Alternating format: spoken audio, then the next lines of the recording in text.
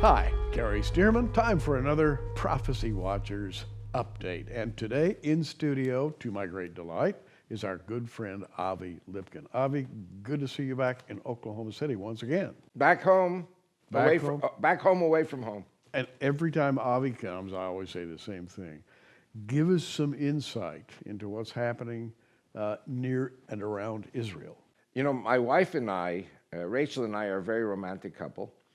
Instead of going to Blockbusters or Netflix and picking up, romantic DVDs and stuff, we watch the Arabic news. My wife canceled our cable TV and she bought satellite dish, so we have like 1,300 Arabic language stations, and my wife is surfing all the time. And there is a Jordanian comedian who got a death sentence from ISIS. Really? Why did he get a death sentence? He was mocking them. And he was pretending to be an ISIS guard at a checkpoint going into the caliphate somewhere in Syria. And a car pulls up, and inside of the car are four men.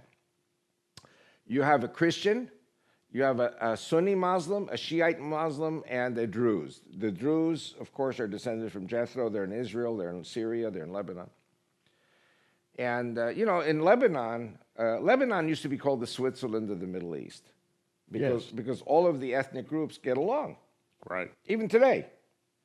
The Druze, the Christians, the Sunnis, the Shiites, those are the four groups. They all get along. And that's what really makes Lebanon so special. So anyway, so they pull up to the checkpoint, and the guard of ISIS says, "Hey, guys, hey, good morning. Have a good day. What's going on? Where are you guys from?" "Oh, we're from Lebanon." Lebanon. Lebanon is Lebanon. "Oh, really? That's so interesting." Pulls out his machine gun. Da, da, da, da, da, da, da, da. He kills all four of them. Ooh. Okay, now why does he kill all four of them? Okay, the Druze believe that Jethro, their forefather, Jethro is the greatest of all the prophets. The Christians believe in Jesus Christ. The Shiites are Muslim, but they don't fast on Ramadan and other stuff, so they're heretics, they all have to die. And the Sunnis, like the Shiites, the Sunnis are Sunnis, but they all have to die in Lebanon because they're allies of the Christians, the Druze, and the Shiites. They're guilty of collaboration with all these, infidel enemies. Why do I start with this? Lebanon is a copy or in miniature of Syria. Syria today has a war going on between Bashar al-Assad, who is the leader of all these minority groups, the Shiites, the Christians, the Druze, Yazidis, Kurds. And ISIS represents, I would say, 50% of Syria.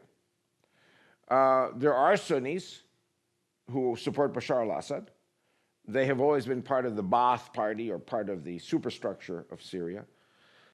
So Syria today is facing a war to the finish that nobody can win. And here comes an interesting point. I think I've mentioned it in the past, but it has to be repeated. There is a mountain in the south of Syria called the Mountain of the Druze. You have 700,000 Druze people there. Now, all the Druze in the world are like 2 million. It's a small group. Even smaller than the Jewish people. And this mountain is surrounded on three sides in Syria by Al-Qaeda, Jabhat al-Nusra, and ISIS. And these people want to kill every Druze person, man, woman, child on that mountain because they believe that Jethro is the greatest of the prophets, not Muhammad. That's enough for a reason to die. Now, in the Israeli army, we have Druze soldiers who are fantastic people, fantastic soldiers, loyal citizens of Israel.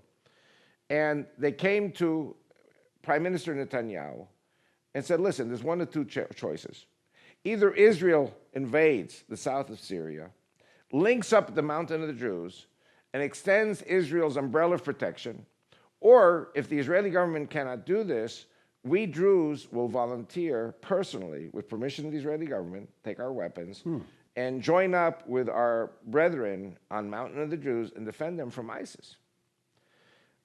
A month later, which is October, just less than a year ago, the Russians come into the picture because Bashar al-Assad said, I cannot defend you Druze anymore. So Russia came in to defend them. And Russia, you know what Russia has been doing. Sure. But I say I fear. I fear that Russia will not be able to stay for very much longer in Syria for a number of reasons. One is I fear for Putin that an oligarch who wants to make money with the European Union will kill him. I'm very fearful for Putin. Putin is a very, very Orthodox Christian. Russia used to be a Soviet country, which is against Christianity, Judaism, and Islam. It was against every religion. Today, the Russians are having their own form of revival. Of course, they don't like Baptist or Western denominations going into Russia because of the Cold War tradition. They're Russian Orthodox.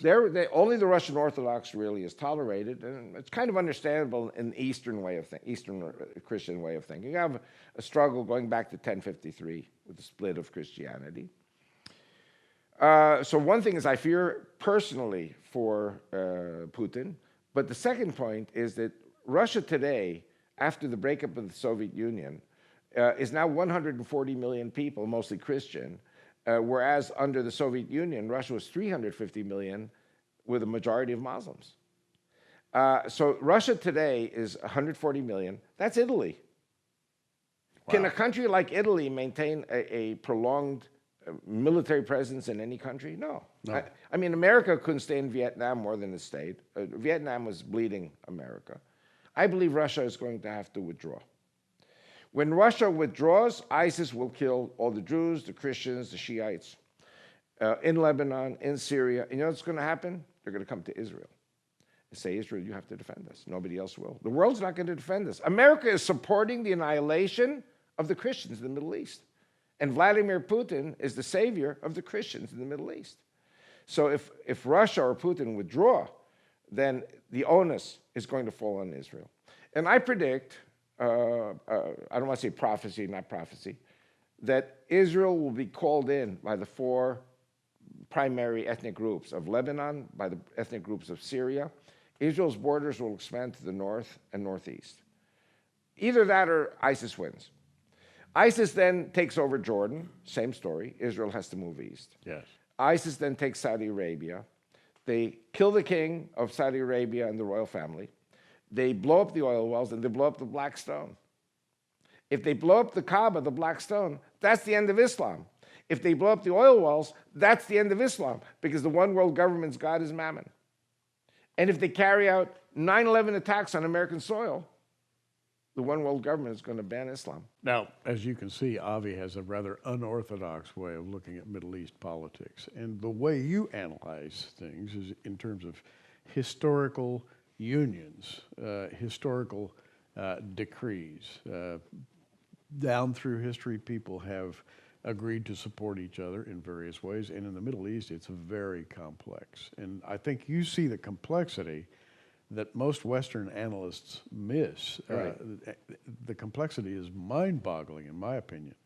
By the way, Avi has written Return to Mecca, a fascinating book that really talks about a lot of the things that he was just mentioning, and we do carry that here. Let's go on, because I don't see a situation there that can be predicted in any logical fashion. It could go several different ways. Listen, you and I believe in God. Yes. You and I believe in the Bible. And the Bible is very clear. The Bible says that Israel's borders are going to go east-west, from the Mediterranean to the Euphrates. Right. Now, if Israel goes in to the south of Syria to save the Druze, the Christians are going to come, to 2 million Christians in Syria, and they're going to say to Israel, if you don't occupy our land and defend us from ISIS, they're going to kill us too. So Israel basically will have to go all the way to the Euphrates, fulfillment of the first axis. In other words, it'll be Mediterranean, will be, all the way to the Euphrates. Who's on the other side of the Euphrates? The Kurds. The Kurds are our friends. The Kurds are our allies. Okay, north-south. It says the borders will be from Lebanon to the Great Desert. The Great Desert is Saudi Arabia. Like I said before, the four ethnic groups of Lebanon are going to beg Israel to come in to protect them if Russia pulls out. Until Russia is there, we can mind our own business. When Russia pulls out, Lebanon will become part of Israel. And when Saudi Arabia is overthrown by ISIS, northwest Saudi will be part of our border. Now, I have a question, and here's my question. Is your view shared by most Israelis? I don't think I know of any Israeli who agrees with what I'm saying. Wow. Israelis believe that there are borders in Deuteronomy 11 that mysteriously, fantastically are going to happen. But, people are not thinking of a political coalition that will force us. And I'm talking about these minorities, Christians, Druze, Shiites, Kurds, Yazidis. These people are all going to be annihilated by the American-backed ISIS, Al-Qaeda, and Jabhat al-Nusra. Now, Avi's books, and we have here a stack of them, which we've been offering for a number of years, really have been progressively updated. Your last two books, the one that I just held up, Return to Mecca, and Islamic Rivalry. That talks about the struggle between the Turks and the Iranians, the Sunnis and the Shiites. We'll give you an opportunity to sort of digest what Avi's been saying at greater length. I also will add one more thing. Just recently, Putin and Erdogan of Russia and Turkey kind of like patched up. The Turks shot down a Russian aircraft. Yes. So there was a bit of anger there for a while. And it seems like, they're now bosom buddies again. I call that the modern day Ribbentrop-Molotov agreement, just like the Nazis and the communists in 1939, in which they split up Poland and they made all kinds of agreements. In the end, Nazi Germany attacked Russia. Indeed. And I think the Turks have the desire to see the fall of Russia. I explain in this book, Islamic Rivalry, I explain about how the Russians have been fighting the Turks for 1,000 years. Mm-hmm. For the Turks, for the Sunnis, Russia's like Nazi Germany for the Jews. Wow. So what a thought. Yeah. What a thought. Now, one final thought. Explain Erdogan for all of us who don't really understand why this guy has taken such a free swinging style of rule lately. Well, Erdogan, I call him the Turkish parallel to Hitler. Of course, there are virtually no Jews, so he's not going to pick on the Jews. Jews. There are a few Jews there, showcase Jews, to show, we got Jews. But he believes in what I call the Islamo-fascist ideology of reinstituting the caliphate. And he's saying it's Turkey that's going to do the caliphate, and not he ISIS. would sort of like to be in the upper echelon. Right. And actually, there are people who worship Erdogan in Turkey like God. And this coup that took place, now I don't know who was behind it. Some people say it was Gulen. Here in America, you have the Gulen schools. Also a very fanatic type of Muslim guy, but he's a rival to Erdogan, so of course he has to be taken out. Kind of like Trotsky and Stalin, the communists, but they had to be taken out. So Erdogan is definitely an expansionist. When you are in Turkey, if you go to Turkey, you go into the government buildings or the schools, you see a map of the world. And from Morocco to China is Turkey. Wow. And all these republics that Bill Clinton helped to create, Kosovo, Bosnia, and Albania was there already. Macedonia very soon will be Muslim. So you're going to have 4 Muslim republics. They're going to link up with Turkey. If you remember the Turkish maps of 100 years ago, there was a land bridge all the way to the Adriatic Sea in Italy. Yes. The Turks want that back. The Turks were in Vienna. They want Vienna back. One of the reasons for the great Russian revival, I believe, is a counteraction against Islam. Because under communism, you could not talk bad about any group of nations. You could not talk bad about the Muslim nations. But now today, I think the Russians are having a very, very healthy return to normality and common sense. As you're talking, I'm turning to Ezekiel 38, and I want you to comment on this. You have Gomer and all his bands in an invading army, and the house of Togarmah and of the north quarters. House of Togarmah traditionally would be Turkey, right? Everything refers to Turkey, and we have to remember that there was no Russia during the time of the Ezekiel 38 prophecy. It was just empty land. The Slavic tribes came in later, but Turkey was always there. And we have to remember that you have 70 million Anatolian Turks, and you have 200 million Soviet Turks. That's 270 million.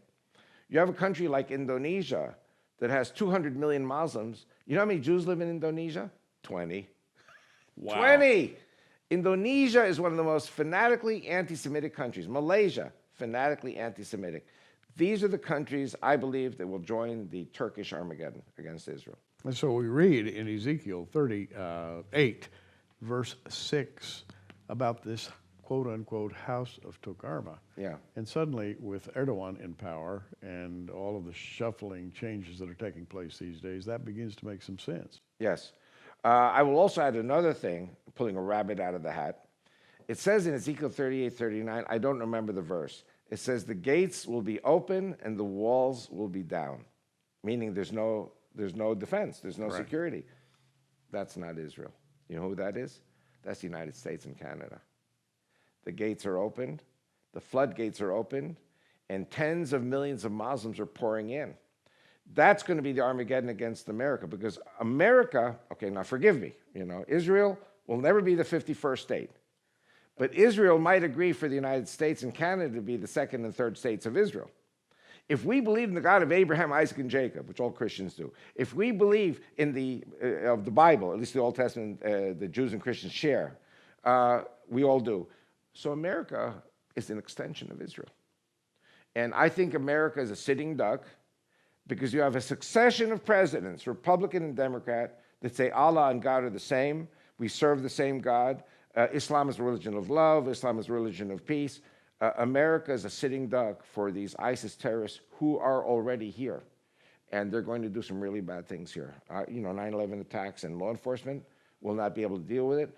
And they're going to come after the Jews and certain Christians who are going to have to move to Israel and join my party in Jerusalem. Wow. So the Bible Bloc Party, which is going to get established finally when I go back, because we submitted it once and the Israeli government put up all these obstacles, which is okay, so it adds to the excitement here. But I'm going back. I'm going to resubmit the list as soon as I get back. We have the money. We have the signatures. And when 10 million Jews and Christians come home to Israel, we're going to become the biggest party in the Knesset. Well, when you listen to Avi Lipkin, you always expect something a little bit different. This time, a lot different.